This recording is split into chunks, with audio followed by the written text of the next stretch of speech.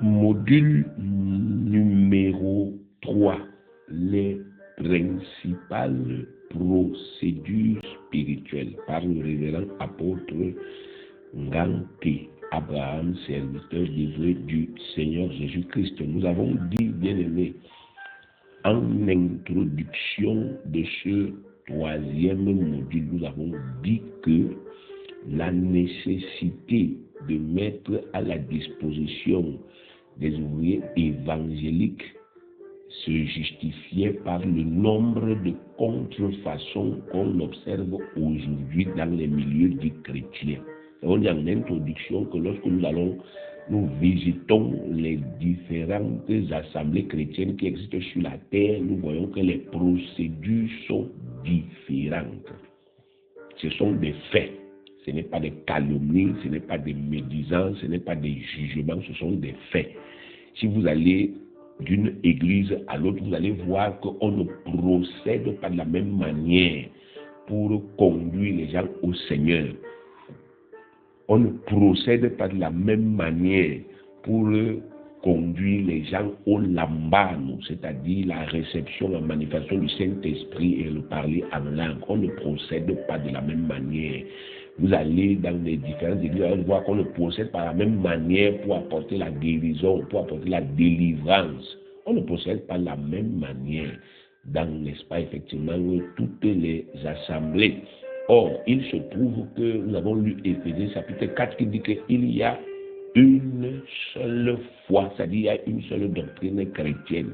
Il y a un seul Dieu, il y a un seul Seigneur, il y a un seul corps. Alors, s'il y a une seule doctrine, s'il y a un seul Seigneur, il y a une seule foi, il y a un seul Dieu, il y a un seul baptême, comment expliquer donc toutes ces divergences? Nous avons, n'est-ce pas, effectivement montré en introduction que les divergences viennent des dogmes que les gens ont institués dans leurs diverses assemblées. Il y a des gens qui ont instauré des dogmes dans leurs assemblées. Ils ont dit, nous on pense que, nous on croit que. Parfois c'est quelqu'un qui vous dit, bon, le Seigneur m'a spécifiquement dit que moi je dois faire comme ça dans mon assemblée, et puis je ne demande l'avis de personne, même si la chose qu'il fait est en contradiction avec les textes, n'est-ce pas, effectivement, des Saintes Écritures. Donc c'est pour cela que nous, n'est-ce pas, effectivement, avons voulu que ceux qui veulent vraiment servir le Seigneur Jésus-Christ sur la terre, ceux qui veulent vraiment que le Seigneur Jésus-Christ les utilise pour sauver des vies, parce que Dieu dit qu'il veut que tous les hommes soient sauvés, d'abord sauvés, et qu'ils parviennent à la connaissance de la vérité. Nous voulons donc que ceux qui veulent vraiment contribuer au salut des âmes, qu'ils soient formés à ce sujet, qu'ils soient formés sur la procédure. Et on a vu, n'est-ce pas, effectivement, que chaque fois que nous sommes hors des bornes prescrites par la parole de Dieu, donc chaque fois que nous fonctionnons, nous procédons sans tenir compte des limites, des normes et des lois prescrites par Dieu, Dieu ne s'identifie pas à nous. Là où je suis là, même si, n'est-ce pas, effectivement, j'ai 1000 personnes qui me suivent ou 10 000, si Dieu ne s'identifie pas, ne se reconnaît pas dans les procédures que j'utilise, il ne s'implique pas. Et c'est pour cela que, notamment dans les milieux chrétiens aujourd'hui, vous voyez qu'il y a des hommes de Dieu qui sont compromis. Puisque Dieu ne se reconnaît plus dans les procédures qu'ils utilisent, alors ils sont obligés de faire des pactes, n'est-ce pas, avec le diable. Ils sont obligés aujourd'hui d'aller voir des marabouts, d'aller voir des féticheurs, d'entrer dans les sectes pernicieuses pour avoir le pouvoir afin de faire des miracles pour corroborer. Ils font des miracles pour corroborer, n'est-ce pas, ce qu'ils enseignent. Donc, parce que Dieu, quand Dieu ne se reconnaît pas dans ce que vous enseignez, quand Dieu ne se reconnaît pas dans vos procédures, par exemple, vous dites aux gens de boire de l'huile, Dieu ne se reconnaît pas dedans. Dieu ne peut donc pas s'impliquer dans ce que vous dites là. Donc même si vous donnez 10 litres d'huile à quelqu'un, il boit, Dieu ne va jamais entrer dedans. S'il y a un miracle là-bas, ça sera un miracle qui vient du diable. Vous dites aux gens de prendre du sel et d'aller, n'est-ce pas, sanctifier leur maison avec. Si Dieu ne se reconnaît pas dans cette histoire, Ça, c'est tant pis pour vous. Vous faites ça là-bas à vos risques et périls. C'est-à-dire qu'un esprit diabolique va faire des miracles, mais qui seront des faux miracles, dans le but de convaincre les gens, n'est-ce pas, d'adhérer à cette fausse procédure. Vous voyez l'exorcisme. Vous allez, n'est-ce pas, rencontrer des exorcistes. Vous partez voir des prêtres exorcistes. Ils font de l'exorcisme. L'exorcisme, c'est un aspect de la magie. Alors, donc, Dieu ne va jamais entrer là. Ce n'est pas parce qu'ils sont prêtres, ce n'est pas parce que, n'est-ce pas, effectivement, ils portent les soutanes ou je ne sais pas quoi. Dieu ne va jamais se reconnaître dans l'exorcisme. Et il ne va jamais approuver cela. Donc, s'il y a des miracles qui se passent quand on fait l'exorcisme là, les miracles ne viennent pas de Dieu. Ça vient, n'est-ce pas, effectivement, de l'esprit de l'exorcisme. Donc, vous devez comprendre cela bien aimé. Et c'est pour cela que, aujourd'hui, Dieu vous appelle à vous instruire. On a vu, n'est-ce pas, la première procédure, c'est comment conduire quelqu'un à la nouvelle naissance. Beaucoup de gens aujourd'hui, quand vous les regardez dans les églises, ils prêchent. Quelqu'un se lève, il part au carrefour, il part avec le baffle, il prêche, il prêche, il prêche. Après, il prie, il rentre chez lui. Bien aimé, quand vous allez dans la Bible, vous voyez que ce n'est pas comme ça. Vous voyez que chaque fois que les apôtres sortaient, ils prêchaient, ils amenaient les gens à la nouvelle naissance. Parce qu'ils connaissaient qu'il y avait une procédure. On vous a expliqué la procédure dans le premier enseignement. Vous devez vous instruire, vous devez connaître et vous devez pratiquer. Parce qu'une prédication qui n'aboutit pas à la nouvelle naissance, c'est une prédication vaine. C'est du bruit, ça ne sert à rien. Vous organisez une campagne, il y a 10 000 personnes, bien aimées. Il y a 10 000 personnes présentes.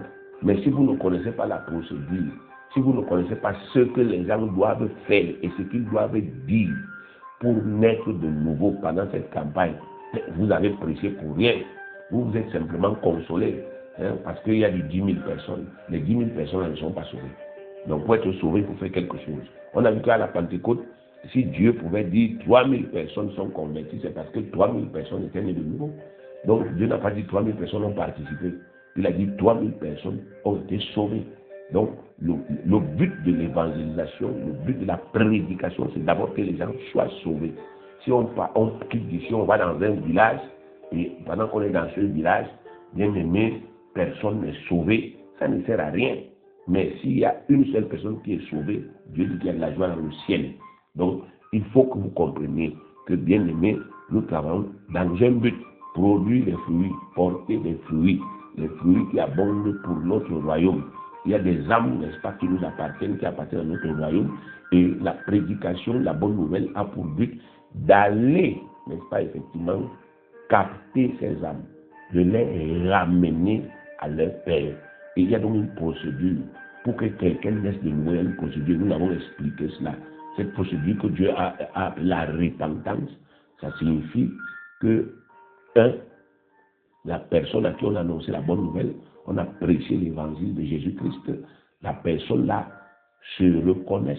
Si elle est touchée, si elle est touchée par cette bonne nouvelle, si elle est touchée par cette prédication, elle doit se reconnaître pécheresse. Quelqu'un doit reconnaître que je suis un pécheur par ma naissance et par mes actes, par ma vie. Parce que ce sont des faits, c'est la vérité. Et il doit reconnaître que le péché est source de malédiction. Il doit reconnaître que ce n'est pas Dieu qui est source de malédiction. Ce n'est pas Dieu qui est méchant, mais c'est le péché qui est source de malédiction. Il doit être honnête. Il doit reconnaître que vivre dans le péché, c'est vivre dans la malédiction et c'est vivre pour sa propre destruction.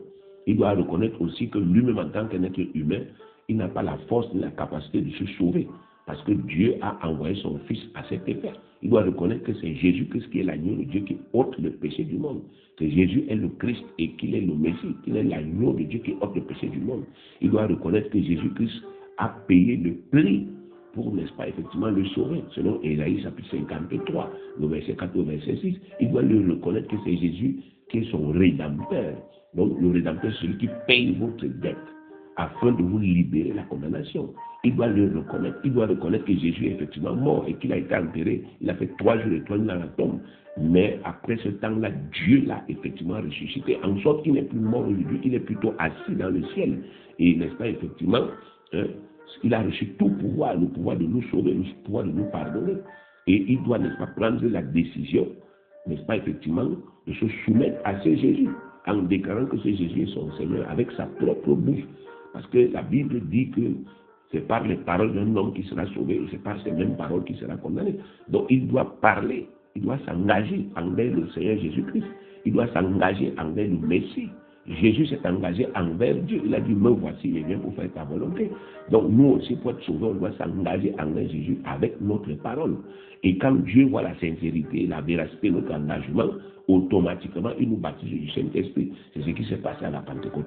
Donc vous devez connaître cela et vous devez appliquer cela pour que les gens que vous évangélisez puissent naître de nouveau et qu'ainsi Dieu puisse approuver votre travail et vous bénir.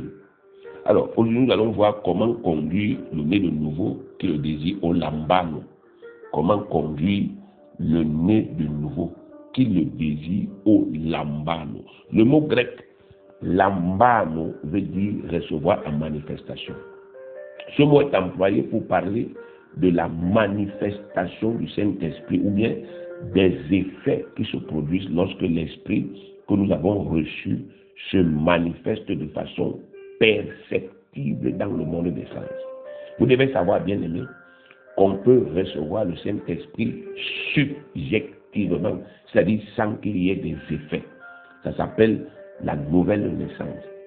Quand vous naissez de nouveau, vous recevez une puissance spirituelle qui est réelle, mais qui ne manifeste pas encore quelques effets que ce soit, n'est-ce pas, dans votre vie. Il y a beaucoup de nés de nouveau qui restent souvent à ce stade-là et ne manifestent jamais la puissance spirituelle qu'ils ont reçue. Le lambano, c'est l'activation de ce grand potentiel. À travers cette étude, nous allons voir comment nous pouvons procéder et nous devons procéder concrètement pour conduire les nés de nouveau qui croient et qui le désirent à manifester l'esprit qu'ils ont reçu pour parler authentiquement en de nouvelles langues. Bien aimé, l'Esprit de Dieu, quand il vient, bien aimé, il vient en nous à la nouvelle naissance sous une forme latente. Ça veut dire qu'une forme inerte. Il est là en nous, mais il ne bouge pas, il ne parle pas, il ne travaille pas. Parce qu'il vient premièrement sous la forme d'une capacité, sous la forme d'un potentiel. Je l'ai déjà expliqué, j'ai souvent pris l'exemple d'une voiture. On voit une voiture posée. On vous dit le moteur de cette voiture a la puissance de 15 chevaux. Donc si vous voulez connaître jusqu'à quel degré la voiture là est puissante, vous prenez 15 chevaux, vous mélangez. Et ce que vous obtenez là, c'est la même puissance que cette voiture. Donc cette voiture peut aller à la même vitesse que 15 chevaux. Cette voiture peut, n'est-ce pas, effectivement, tirer, porter une charge, n'est-ce pas, effectivement, comme 15 chevaux. Cette voiture peut travailler comme 15 chevaux. Donc, elle a ce pouvoir-là. Mais quand vous la voyez stationnée, elle est inerte. Elle ne bouge pas. Vous même vous coucher dessus. Vous même aller vous coucher sous les roues. Elle ne va rien vous faire. Elle ne bouge pas. Mais le jour où vous prenez, n'est-ce pas, la clé, après avoir mis l'essence, après avoir mis l'huile, après avoir tout vérifié, vous prenez la clé, vous démarrez. Le moteur se met à tourner. Alors vous allez voir la puissance de cette voiture. Donc le Saint-Esprit aussi c'est comme ça. Lorsque nous naissons de nouveau, l'Esprit vient en nous sous sa forme latente, sous la forme de potentiel. Il ne produit aucun effet, mais il est là. Nous sommes remplis, n'est-ce pas, du Saint-Esprit, mais pas remplis à déborder. Nous avons reçu le Saint-Esprit, mais pas en manifestation. Il faut donc que nous agissions sur cet esprit que nous avons reçu pour que, n'est-ce pas, il passe à sa phase active. Et lorsqu'il passe donc dans sa phase active, on commence à avoir des signes, on commence à avoir des effets perceptibles, audibles. On dit donc que, bien aimé, on a reçu en manifestation. Et le mot grec pour recevoir en manifestation, c'est lambano. Bien aimé, la nécessité de cette étude sur la procédure pour parler en langue est justifiée par le nombre croissant de dérives qu'on observe de nos jours à ce sujet dans les milieux du chrétien. Parler en langue est la variante de la manifestation de l'esprit la plus contrefaite aujourd'hui. Dans plusieurs milieux, pour amener les gens à parler en langue, on souffle sur eux pour qu'ils reçoivent le Saint-Esprit et ils se mettent à baragouiner. Ceux qui procèdent de cette manière s'appuient sur Jean 20, 22 qui dit, après ces paroles, il souffla sur eux et leur dit, recevez le Saint-Esprit. Ils enseignent que Jésus a soufflé sur les apôtres ce jour-là et il leur a donné le Saint-Esprit. Sauf que, bien aimé, le même Jésus-Christ a dit plus tôt, avant qu'on en arrive à Jean 20 là, il a dit plus tôt à ces mêmes apôtres que le Saint-Esprit en question ne pouvait pas descendre avant qu'il ne monte au ciel. Jean chapitre 16, le verset 7. Cependant, je vous dis la vérité, il vous est avantageux que je m'en aille, car si je ne m'en vais pas, le consolateur ne viendra pas vers vous. Si je m'en vais, je vous l'enverrai. Et juste avant donc de s'en aller, il leur a encore dit expressément d'attendre que le Saint-Esprit vienne. C'est encore écrit, Luc 24, verset 49. Et voici, j'enverrai sur vous ce que mon Père a promis. Mais vous, restez dans la ville jusqu'à ce que vous soyez revêtus de la puissance d'en haut. Acte 1, verset 4 à 9. Comme il se trouvait avec eux, il leur recommanda de ne pas s'éloigner de Jérusalem, mais d'attendre ce que le Père avait promis. Ce que je vous ai annoncé, leur dit-il. Car Jean a baptisé d'eau, mais vous, dans peu de jours, écoutez bien, vous serez baptisés du Saint-Esprit, vous serez dans le futur, dans peu de jours. Alors les apôtres réunis lui demandaient, Seigneur, est-ce en ce temps que tu rétabliras le royaume d'Israël? Il leur répondit, ce n'est pas à vous de connaître les temps ou les moments que le Père a fixé de sa propre autorité, mais vous recevrez une puissance, le Saint-Esprit survenant sur vous, et vous serez mes témoins. Vous recevrez dans le futur. Vous recevrez et vous serez mes témoins à Jérusalem, dans toute la Judée, dans la Samarie et jusqu'aux extrémités de la terre. Verset 9. Après avoir dit cela, il fut élevé. Pendant qu'il le regardait, une nuée le déroba à leurs yeux. Donc, ici, on est le jour de la sanction. Le jour de la sanction, Jésus dit que vous allez recevoir bientôt. Or, les gens vous disent que dans Jean 20, verset 22, il a soufflé, il leur a dit recevez. Donc, ils ont reçu le Saint-Esprit ce jour-là. Bien aimé, vous voyez comment est-ce qu'il y a la contrefaçon? Par simple déduction logique, en lisant ce que nous venons de lire là, nous comprenons que jusqu'à la sanction, les apôtres n'avaient pas encore reçu un quelconque Saint-Esprit. Soit donc, Jésus est devenu un fou. À un moment donné, il est devenu fou. Il a commencé à dire des choses incohérentes. Il dit une chose, après il dit le contraire. Soit alors, ce sont des gens ignorants qui interprètent ces dits à tort et à travers pour confirmer des dogmes de leur religion. La seconde explication est tout à fait logique. Si pendant que Jésus était sur la terre, le Saint-Esprit n'était pas disponible, alors il ne pouvait pas souffler sur les apôtres et leur donner le Saint-Esprit. Car tant qu'une chose quelconque n'est pas disponible, personne ne peut la recevoir. Donc, Jean chapitre 20, verset 22, doit s'interpréter autrement, et on le verra dans la suite. Les gens qui utilisent Jean 20, 22 pour souffler sur les autres aujourd'hui, ils sont complètement à côté de la plaque. Jésus n'a jamais soufflé sur quelqu'un pour lui donner le Saint-Esprit. J'ai dit, Jésus-Christ n'a jamais soufflé sur quelqu'un pour lui donner le quoi? Le Saint-Esprit. Jamais. C'est une interprétation erronée. C'est une erreur de traduction. Les gens sont venus dans la Bible. Ils ont, n'est-ce pas, changé plusieurs versets bibliques parce que ces versets bibliques-là ne disaient pas ce que eux ils enseignent. Ils ont changé pour que les versets bibliques-là disent ce qu'ils enseignent dans leur doctrine. Et un enfant de Dieu aujourd'hui doit savoir détecter les erreurs doctrinales, les erreurs, n'est-ce pas, effectivement, de traduction, les erreurs d'interprétation que les hommes ont apportées dans la parole de Dieu. Donc, si par simple logique, Jésus-Christ vous dit que la condition pour que le Saint-Esprit descende, c'est que je parte. Mais si après ça, vous lisez un verset, là où on vous dit qu'il souffle sur les gens pour leur dire recevoir le Saint-Esprit, vous devez comprendre que c'est une contradiction. S'il vous a déjà dit, avant que le Saint-Esprit ne descende, je dois partir. Et il est encore là. Il n'est parti nulle part. Il n'est monté nulle part. Même le jour de son départ. Il répète, il dit, attendez, vous serez baptisés. Mais comment un homme normal, qui dit qu'il sait Dieu, il réfléchit, comment il peut toujours continuer, n'est-ce pas, à dire Jean 20, 22, Jésus souffla. Et là, il dit, recevez. Comment un homme qui est honnête peut dire encore pour accepter que Jean chapitre 20 verset 22 dit vraiment que Jésus a soufflé sur les gens et aujourd'hui, lui il souffle sur les gens, il souffle et dit recevez le Saint-Esprit.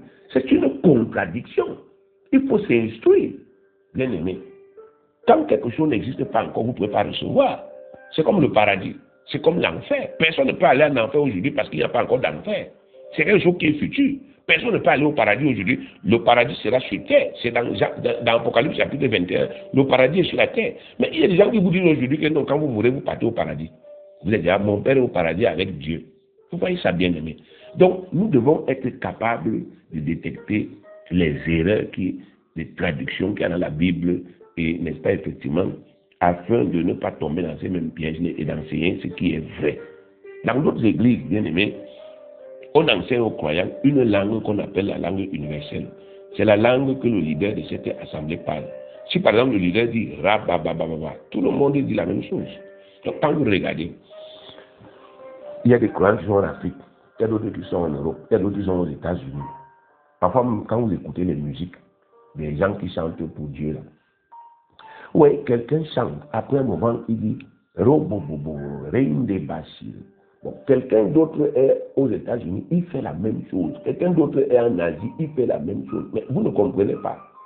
Comment est-ce que ces gens-là parlent uniquement les mêmes choses? C'est pour vous dire que dans leur milieu religieux, là où ils sont, on leur enseigne d'imiter ce que le type-ci parle. Donc ils arrivent là-bas, ils trouvent quelqu'un qui fait rabababa. Oh, si j'imite ça, rababa, c'est tout. Ce n'est pas compliqué. Donc on appelle ça la langue universelle, la langue que le leader parle, tout le monde imite simplement. Dans d'autres, bien aimés, dans certains groupes, on conseille aux adeptes d'attendre que le Saint-Esprit les visite pendant l'adoration pour qu'ils entrent en transe. Donc vous avez d'autres églises là où, pour que tu parles en langue, pour que, comme ils appellent, baptiser du Saint-Esprit, tu dois, c'est pendant la louange, pendant qu'on l'invoque, on lui dit Saint-Esprit descend, Saint-Esprit descend. Quand il descend, donc, pam, s'il te frappe là, tu entres en transe et tu commences à on dit que tu parles encore en langue. Donc, bien aimé, toutes ces hérésies démontrent une seule chose. Les croyants d'aujourd'hui, pour la plupart, ignorent quelle est la procédure établie par Dieu dans sa parole pour opérer correctement de parler en langue.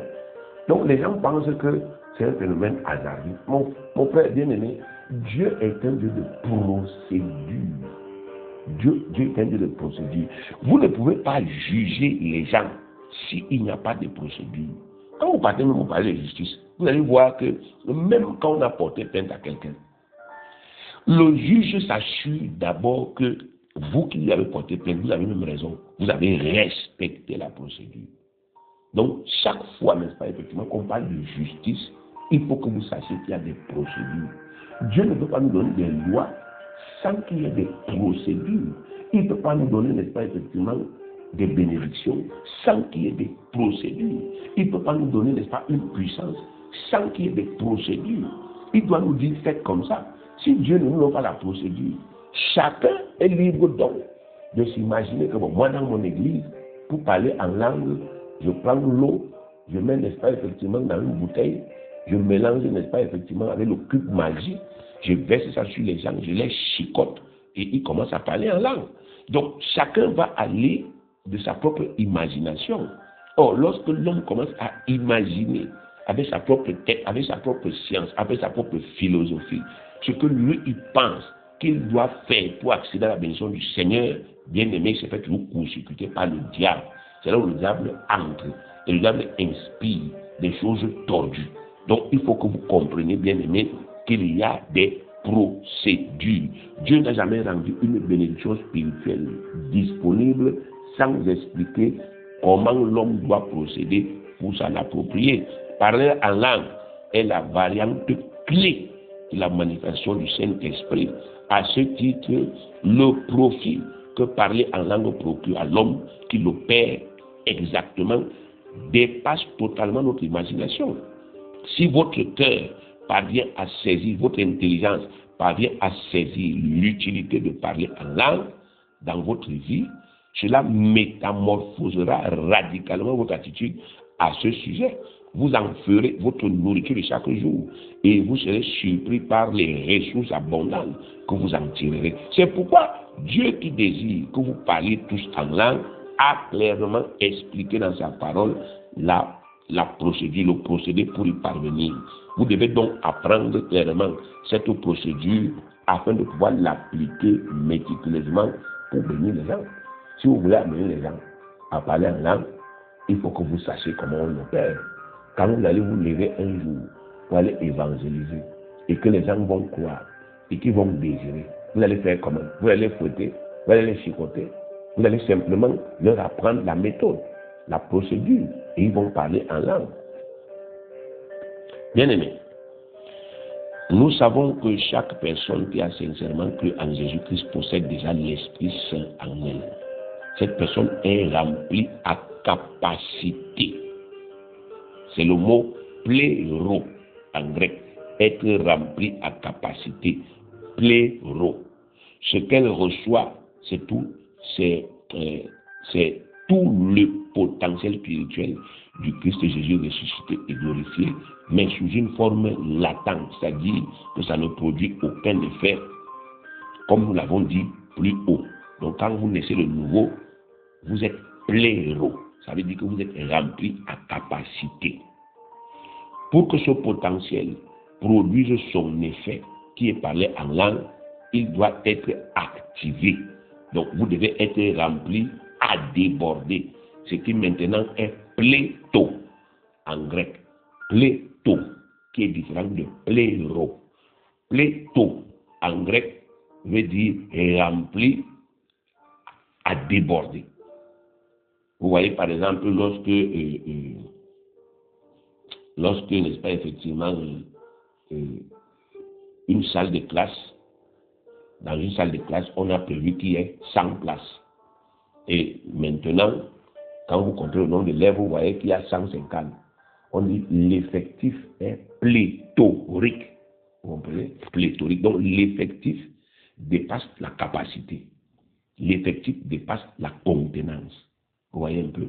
Donc il faut connaître la signification de ces deux mots grecs-là, pléro et pléto. C'est-à-dire que quand on dit pléro, ça veut dire que vous êtes simplement rempli à capacité. C'est comme une bouteille d'1,5 litre. On a mis juste 1,5 litre dedans. On dit pléro, on utilise le mot pléro pour dire que c'est rempli, la bouteille est remplie selon sa contenance, selon sa capacité. Maintenant, si on ajoute la bouteille là, il y a déjà 1,5 litre d'eau dedans. Si on ajoute encore, même, je ne sais pas, 10 centilitres, l'eau qui est dedans va commencer donc à couler. On dit que la bouteille est pléto, c'est-à-dire qu'elle est remplie à déborder. Donc, bien aimé, en matière, n'est-ce pas, effectivement, spirituelle, c'est la même chose. Quand vous naissez de nouveau, à la nouvelle naissance, vous êtes pléro. Maintenant, quand vous pratiquez ce que Dieu a dit dans sa parole, à propos, n'est-ce pas, effectivement, du Saint-Esprit, vous devenez pléto. Et c'est là, n'est-ce pas, effectivement, que vous commencez à parler en langue. Donc, il y a une procédure pour passer de pléro, rempli à capacité, à pléto, rempli à déborder et parler à quoi? En langue.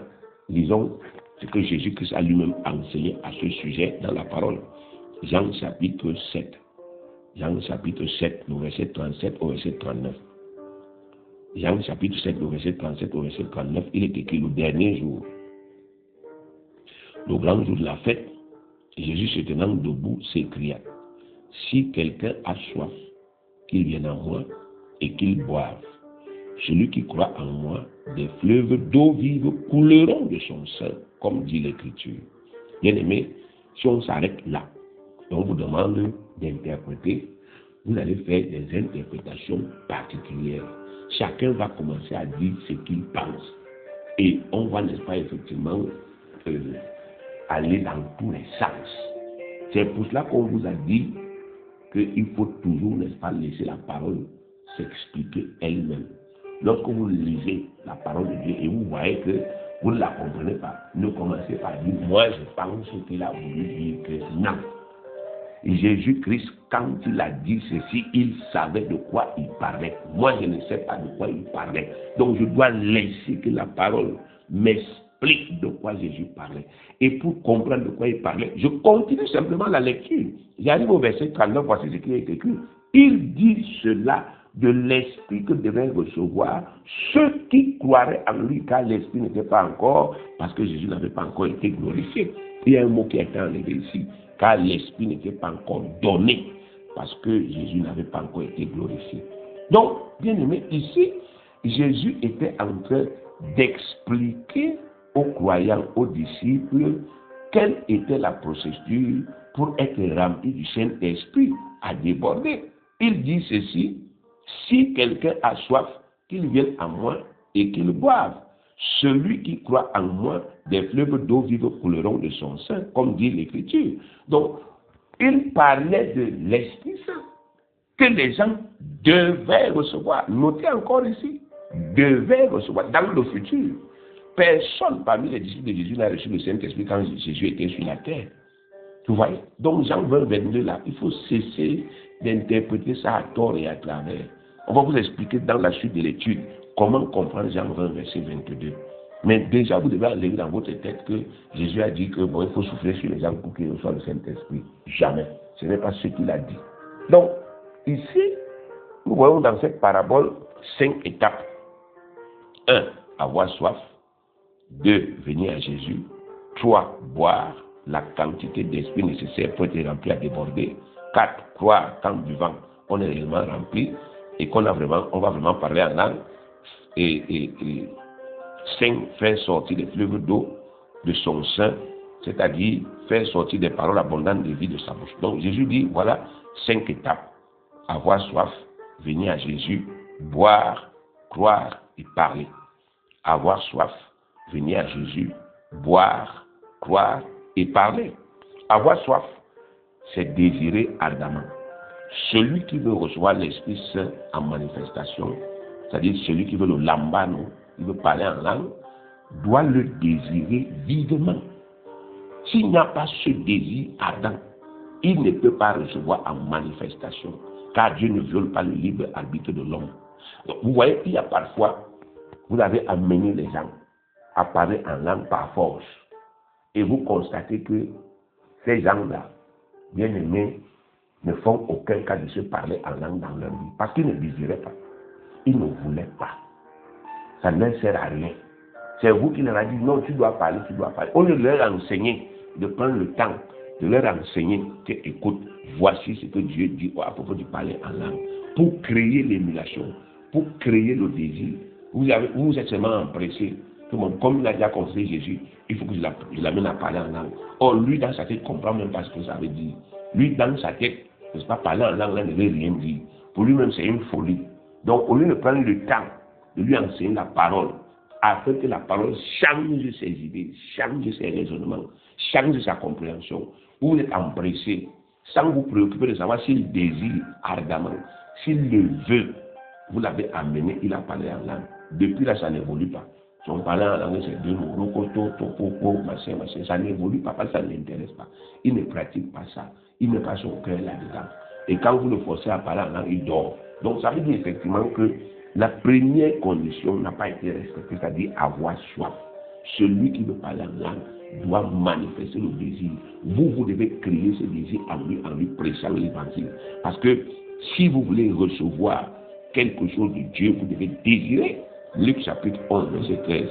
Luc 11, 13 dit, si donc méchant comme vous l'êtes, vous savez donner de bonnes choses à vos enfants, à combien plus forte raison le Père Céleste donnera-t-il le Saint-Esprit à ceux qui le lui demandent? Vous voyez, ici Dieu est en train de vous dire, je vais donner l'Esprit et ces choses aux gens qui demandent. Pas aux gens, n'est-ce pas, effectivement, qui ne s'y intéressent pas. Parce que quand quelqu'un ne s'intéresse pas, même si vous lui donnez, il ne va pas prendre ça au sérieux. Jésus qui a dit quelque part, il ne faut pas donner vos perles aux pauvres. Il ne faut pas jeter vos choses aux précieux aux chiens. parce qu'ils vont fouler ça aux pieds. Donc, ils vont mépriser. Donc, il y a des gens qui parlent en langue dans l'église, mais malheureusement, ils sont encore comme des porcs. Parce qu'en réalité, le parler en langue n'est rien pour eux. Et ils foulent ça aux pieds tous les jours. Ils mènent ça dans la boue tous les jours. Et ça ne sert absolument à quoi? À rien. Seul celui qui a déjà été instruit, celui qui a compris, peut manifester le désir. Et lorsqu'il les reçoit, ça devient pour lui une joie. Lorsqu'il les reçoit, ça devient pour lui une nouvelle vie. Il faut donc veiller à créer ce désir dans les gens. 2. Venir à Jésus. Venir à Jésus, c'est naître de nouveau. Quelqu'un vient à Jésus lorsqu'il accepte de le recevoir comme son Seigneur personnel, selon Romains 19 qui déclare, si tu confesses de ta bouche le Seigneur Jésus, et si tu crois dans ton cœur que Dieu l'a ressuscité des morts, tu seras sauvé. Si la personne avec laquelle vous travaillez ne l'a pas encore fait, elle n'est pas encore née de nouveau. Il est donc indispensable que vous commenciez par remédier à ça. Donc si vous travaillez avec quelqu'un et qui n'a pas encore confessé Jésus, commencez d'abord par l'amener à confesser le Seigneur. Mais la plupart du temps, lorsque nous initions de parler en langue, c'est avec les gens qui sont nés de nouveau. Donc, alors, ces 2 premières directives sont claires et se comprennent facilement. Premièrement, celui qui veut parler en langue doit naître de nouveau. Quand il confesse Jésus-Christ comme son Seigneur, Jésus le baptise automatiquement du Saint-Esprit et il est rempli à capacité. Il ne lui reste plus qu'à manifester un désir ardent pour qu'il soit conduit au lambano. Je voudrais préciser que c'est vous qui devez créer ce désir en lui. C'est vous qui devez susciter ce désir en lui à travers votre manière de lui présenter ce miracle. La foi vient de ce qu'on entend. Donc, si vous lui faites entendre les bonnes choses à propos du parler en langue, il le désirera forcément. Mais à partir de la 3e directive que Jésus a donnée, qui est « et qu'il boive ». Donc, Jésus a dit, si quelqu'un a soif, qu'il vienne à moi et qu'il boive. À partir de cette 3e directive, « et qu'il boive », on rencontre généralement une petite difficulté d'interprétation. La directive donnée par Jésus est claire, et qu'il boive. Boire, bien aimé, veut dire aspirer par la bouche. La personne qui veut être remplie à déborder du Saint-Esprit doit littéralement aspirer avec sa bouche la quantité d'esprit qui est nécessaire pour le remplir à déborder et pour activer son potentiel qui jusque-là était latent. C'est tout à fait logique. Le verset biblique que les ignorants ont mal interprété, c'est en réalité ce verset qui le confirme. Jean 20, verset 22, qui dit, qu'on a interprété comme voulant dire, après ces paroles, il souffla sur eux, il a dit, recevez le Saint-Esprit, dit en réalité ceci, après ces paroles, il aspira, il leur dit, recevez le Saint-Esprit. Donc, quand vous lisez ce texte, Jean 20, 22, en anglais, c'est écrit, il respira. Vous connaissez comment on fait le mouvement de la respiration, donc il avec la bouche. Donc, il aspire avec la bouche, il rejette avec le nez, et il a dit, recevez le Saint-Esprit. Donc, Jésus a aspiré pour montrer aux disciples comment ils devaient faire pour être remplis à déborder de la puissance d'en haut. Puisque nous savons déjà que pendant que Jésus était sur la terre, personne n'a reçu le Saint-Esprit. L'Esprit est descendu exactement 10 jours après l'ascension du Seigneur Jésus-Christ. Car la condition de la descente de cet Esprit était que Jésus soit glorifié. Comme là, il y a lu dans Jean 7, 39, il dit cela de l'Esprit qui devait recevoir ceux qui croiraient en lui, car l'Esprit n'était pas encore donné, parce que Jésus n'avait pas encore été glorifié. On a aussi lu Jean 16, 7. Cependant, je vous dis en vérité, il vous est avantageux que je m'en aille, car s'il ne m'en va pas, le consolateur ne viendra pas vers vous, mais s'il m'en va, je vous l'enverrai. Donc, quand Jésus parlait avec les disciples en Jean 20, 22, il ne leur donnait pas le Saint-Esprit, comme plusieurs personnes l'ont souvent cru. Mais il leur expliquait plutôt comment recevoir cet esprit le moment venu. Il leur expliquait comment recevoir. Jean 20, 22 est une explication d'une méthode. On a dit Jésus respira, Jésus aspira. Il leur montra donc que voici comment vous devez être remplis du Saint-Esprit. Cette directive de Jean 20, 22 corrobore exactement celle qu'il avait donnée précédemment en Jean chapitre 7 au verset 37 au verset 39. Donc Jean chapitre 20 au verset 22 et la dernière partie de Jean chapitre 7, verset 37, disent la même chose. Il faut boire, c'est-à-dire il faut aspirer par la bouche la quantité d'esprit qui est nécessaire pour activer le potentiel que vous avez reçu. Donc, il faut que le né de nouveau qui veut parler en langue aspire avec sa bouche l'esprit, la quantité d'esprit nécessaire pour qu'il soit rempli à déborder. Il a déjà la capacité en lui, mais ça ne fait rien. Il faut donc qu'il aspire encore la quantité qui est nécessaire et il doit aspirer par la bouche. Donc vous devez lui enseigner que tu dois aspirer par la bouche. L'esprit est présent partout. L'esprit est comme le vent. Il n'est pas le vent, il est comme le vent.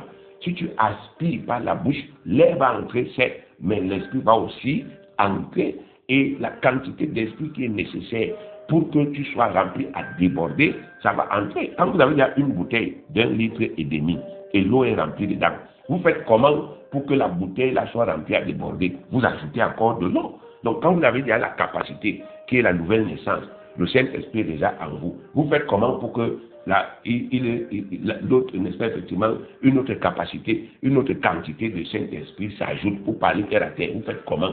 Vous avez déjà l'Esprit en vous. Vous avez déjà la capacité. Vous avez la nouvelle naissance. Vous faites donc comment pour que une autre quantité s'ajoute? Vous devez aspirer. Vous devez boire. Et Jésus a dit buvez. Donc vous devez aspirer avec votre bouche et la quantité nécessaire pour que vous soyez rempli à déborder va entrer. La quatrième directive, c'est croire.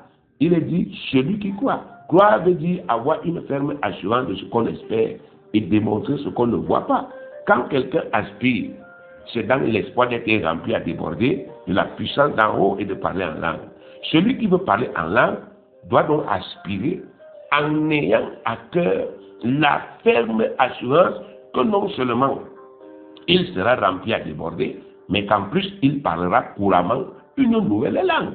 S'il ne croit pas ce qu'il fait, il ne manifestera absolument rien, car sans la foi, il est impossible d'être agréable à Dieu de quelque façon que ce soit. Vous devez donc utiliser tous les textes bibliques qui sont appropriés et tous les exemples possibles pour lui montrer que voici c'est possible, afin de lui expliquer la foi dont il a besoin, afin qu'il soit rassuré et qu'il parle en langue aisément.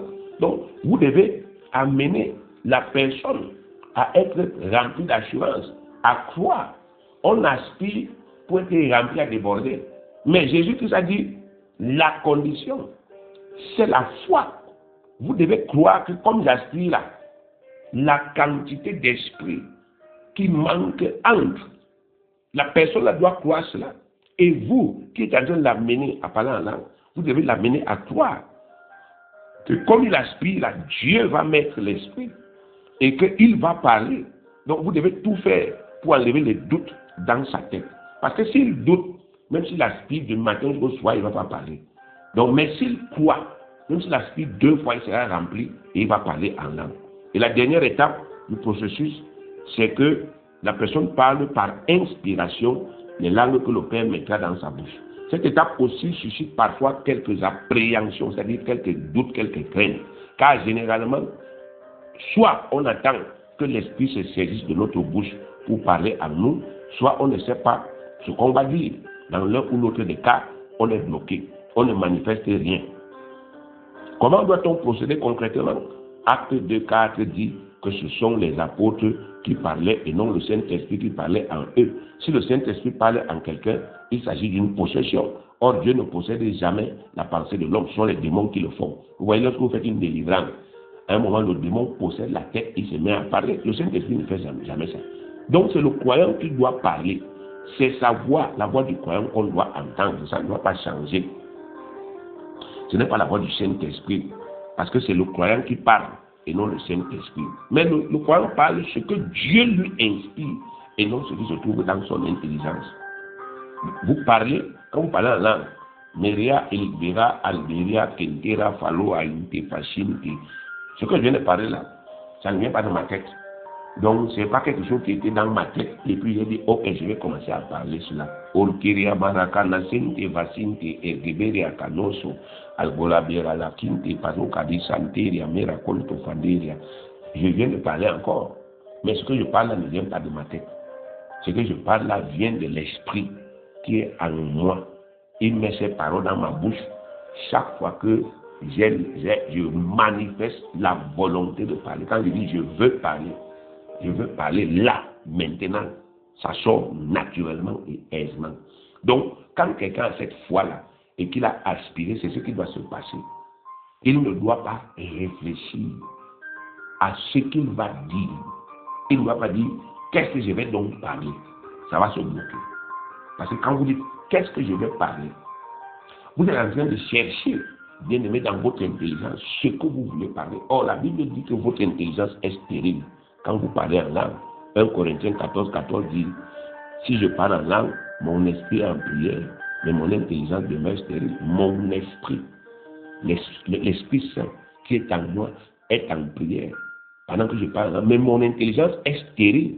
Donc mon intelligence ne parle pas, ne comprend pas, ne saisit pas, n'interprète pas. Donc c'est important que vous expliquiez à celui qui veut parler en langue que ce qu'il va parler là, la langue qu'il va parler là, sera une langue incompréhensible par son intelligence. Les mots qu'il va prononcer n'auront pas de sens pour son intelligence. Donc il ne doit pas donc se mettre à dire, mais est-ce que ce que je dis a un sens? Il ne doit pas chercher à savoir si ce qu'il parle a un sens pour son intelligence. Parce que ce n'est pas lui le destinataire. Le destinataire, c'est Dieu. Dieu comprend ce que vous dites. Parce que cela lui est adressé. Et c'est un miracle. Donc, si quelqu'un ne se débarrasse pas de cette appréhension, il ne peut pas parler. Souvent, moi, lorsque, n'est-ce pas, j'amène les gens qui ont des problèmes à parler en langue, ils ont cette appréhension-là. Quand je lui impose les mains, je dis au nom de Jésus-Christ, parle en langue. Moi, je commence aussi à parler en langue. Et je lui dis, bon, essaye d'imiter ce que je fais. Généralement, il peut imiter un ou deux mots. Mais après cela, ça déclenche son propre processus. Il se met à parler sa propre langue. Il ne parle plus ce que je parle. Donc, ça l'aide simplement à déclencher. Quand les gens ont des doutes, quand les gens ont des peurs, quand ils ont des craintes, ils ne savent pas ce qu'ils peuvent dire. Généralement, c'est comme ça que je procède. Mais, bien aimé, logiquement, quand quelqu'un a bien travaillé, quand il est pleinement convaincu, quand il aspire et vous lui imposez les mains, il commence à parler naturellement. Parce qu'effectivement, il a la foi en ce qu'il fait.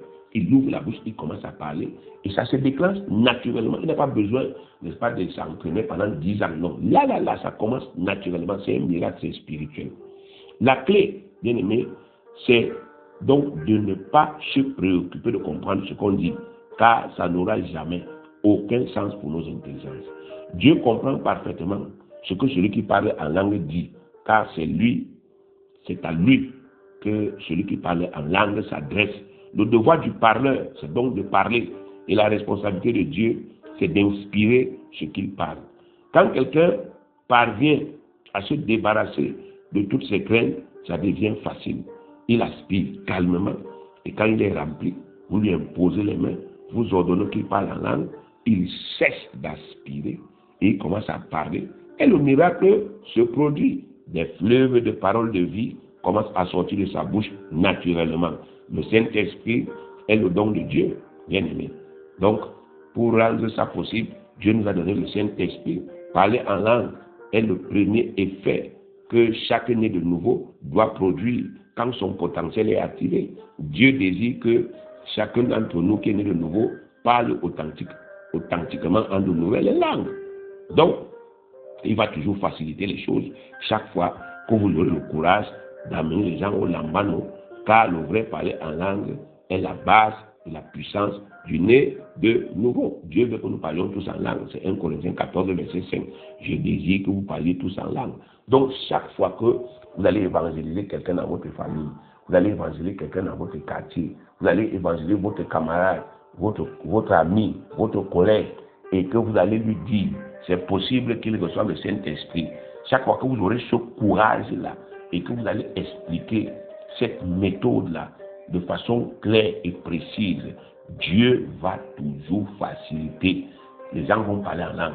Et quand vous allez amener quelqu'un à Christ, et vous l'amenez aussi à parler en langue, bien aimé, vous aurez, n'est-ce pas, réalisé un exploit pour le Seigneur. Parce que vous aurez pris quelqu'un dans le péché, vous lui aurez annoncé l'évangile, vous l'aurez amené à la nouvelle naissance, et vous lui aurez permis de recevoir le Saint-Esprit en manifestation et de devenir un homme ou une femme puissant. Et Dieu va vous récompenser pour cela. Vous devez donc vous débarrasser de toute crainte, car c'est la volonté de Dieu que vous parliez en langue et que vous conduisiez les gens que vous évangélisez à le faire pour adorer leur Père Céleste spirituellement. Croyez simplement comme un petit enfant, appliquez les directives que vous avez reçues dans cet enseignement et vous provoquerez ce grand miracle aisément dans les vies des gens qui le sollicitent. Que notre Dieu vous bénisse au nom merveilleux de notre Seigneur, notre Sauveur Jésus-Christ.